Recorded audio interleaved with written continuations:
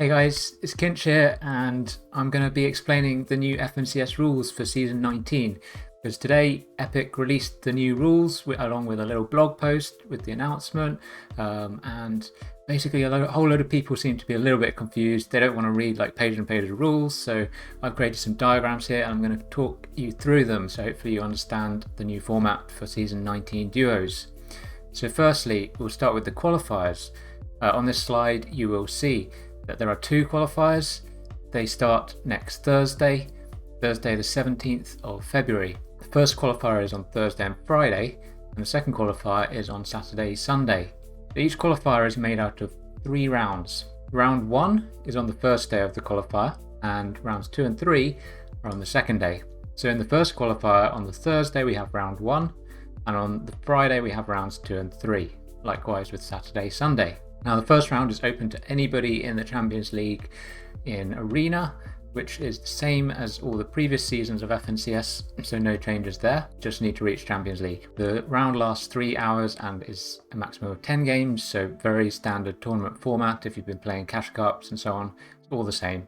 Point system is also the same as the Duo Cash Cup, and yeah, then we go into round 2. So the top 400 will qualify on the larger regions, the larger 4 regions, 400 duos into round 2. Now this is where it gets a little confusing, because in qualifier 1 it's actually a 2-hour round where you have a maximum of 7 games, so that's a bit different. I believe the reason for this is because it's on a school day, it's on Friday, and it will be played a little bit earlier in the day. Hopefully most people will be home from school, but basically it has to be shortened because of that.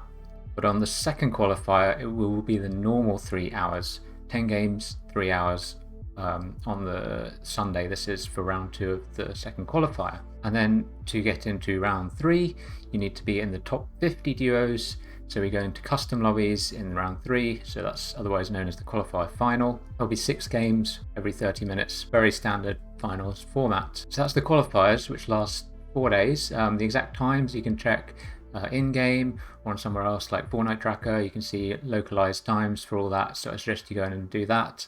I can't really mention all the times for all the regions in this video. So after you play your qualifier, you are hoping to reach the semi-finals, and to do this there are a few ways. Now in the qualifier, if you do super well and you come top 8 in a qualifier final, you will actually skip the semi-final stage. So we'll get back to that in a bit, but if you're not one of those teams, you will be getting series points. So as per previous seasons, we're giving out series points for the 2 qualifiers. If you stay with the same duo, your series points add up. So it is advised to stay with the same duo if you possibly can.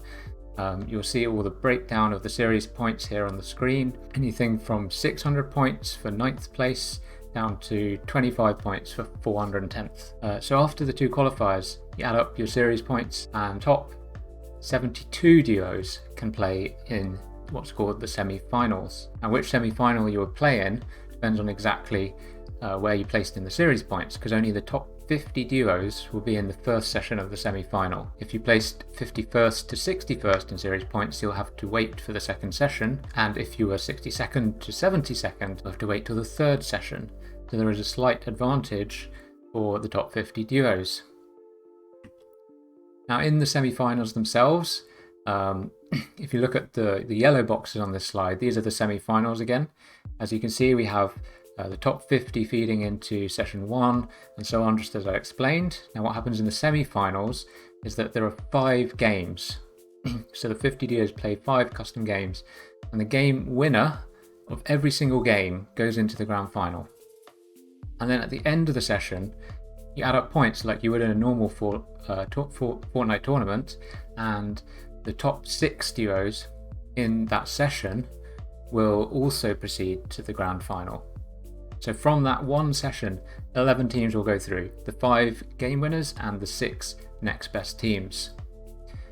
From that you have 11 duos in the grand final, so 39 left over. They will all go into session 2 and be joined by 11 more from the series leaderboard.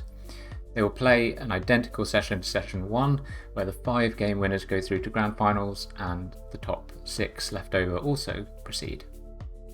Then we go on to session 3. Again, we have 39 duos left over, so another 11 join them from the series leaderboard. This time they play 6 games, and the 6 game winners go through to the grand finals. So just one more game than the other sessions. It's basically just to make things add up to 50. And again, the top 6 left over from that session also proceed to the grand finals. So as you can see on the graphic, there are many ways to the grand finals. You can come top 8 in each of the qualifier finals, so that's 16 duos. You can win a semi-final game in any of the sessions, that's another 16 duos, and the 18 are from consistency within the semi-finals. Now the grand finals themselves, they're played over 2 days, 12 games, similar to previous seasons. There is one big difference, which is that they have a new win condition. Now if you reach 500 points and have 3 wins, then the tournament just ends. The grand final ends and you have won FNCS. But if that doesn't happen, before 12 games are played, then the tournament finishes at 12 games. So that's like the fallback, the default.